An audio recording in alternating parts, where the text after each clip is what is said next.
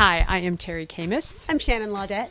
We are Real Estate by TLC, and we are here once again to talk a little shop. Yes. Today's topic is all about the seller disclosure statement. Yes, it is. So this is 6 pages, 6 very detailed pages that a seller fills out talking about his home and any issues, any changes, any remodeling. There's a lot of items that can be disclosed on this form. Environmental concerns, Yes. systems, fixtures. All the above. Yep.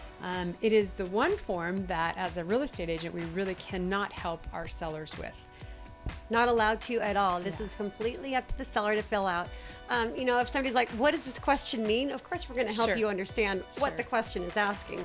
But the answers come from you as the seller. So from a buyer's perspective, this is an opportunity to really kind of dig deep and see the history of this house, at least over the last few years. Yes.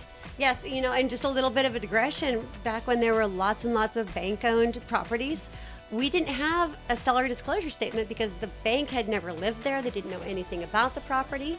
So there are 2 exemptions to having to provide a seller disclosure statement. One is if it's a bank-owned property, the bank doesn't have to provide one.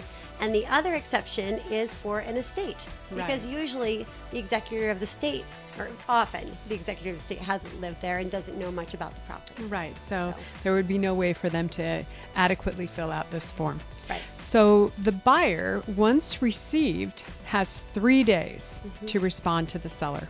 Right. And so it's really important that the buyer go through this form, look to see if they have any questions. This is the time to ask questions. It's also critical that every single line be filled out properly. If you receive a seller disclosure statement that isn't completely filled out, you have the right to send it back to the seller and ask him to fill absolutely every little thing out. Yep. So completing a seller disclosure statement in and of itself can be a challenge. So it's really important to have a good agent that helps you understand whether or not this could, because there's a column that says NA for some of the questions. Some of the questions, definitely NA is an option. Sometimes NA shouldn't even be there. The answer should be yes, no, or I don't know. Yeah. So it's not an easy form to fill out, but with the help of your agent, you can do that, get a completed seller disclosure statement to the buyer. So the buyer, once they've reviewed it, if you decide as the buyer, oh my goodness, this house is a disaster. There's many items on here that I'm just really frightened of. I do not want this house. You have 3 days once you've received this form to rescind and get your earnest money back. Right. So along those lines, let's take it to the seller's perspective. Because the buyer has those 3 days to say, based on the information here, I don't want this house.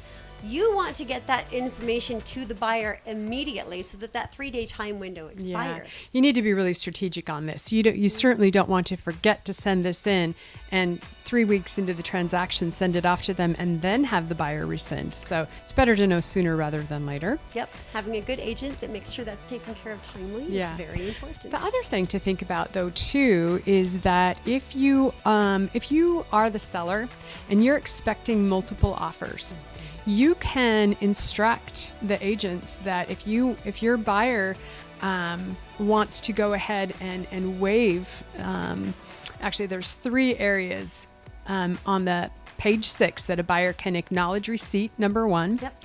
Or they can say that they waive the right to rescind based on this form, number 2. Or they can waive the right to receive it entirely. Yes. Say back in the day when it was bank owned. Right. Yeah. Yep. We don't see the usage of line 3 very often. No. More importantly, number 1, you received it. Number 2, I'm not going to say I don't want the house based on anything that's in this statement. Right. So if you are, from a buyer or seller perspective, if you're the buyer and you want to present a stronger offer, then you can go ahead and send this form along with your offer, already giving up that right to rescind. That makes for a super strong offer. Yep. And as a seller, you can certainly express that in the gosh, we have a multiple offer situation. If you'd like to submit a stronger offer, this is how you can do so. Yes.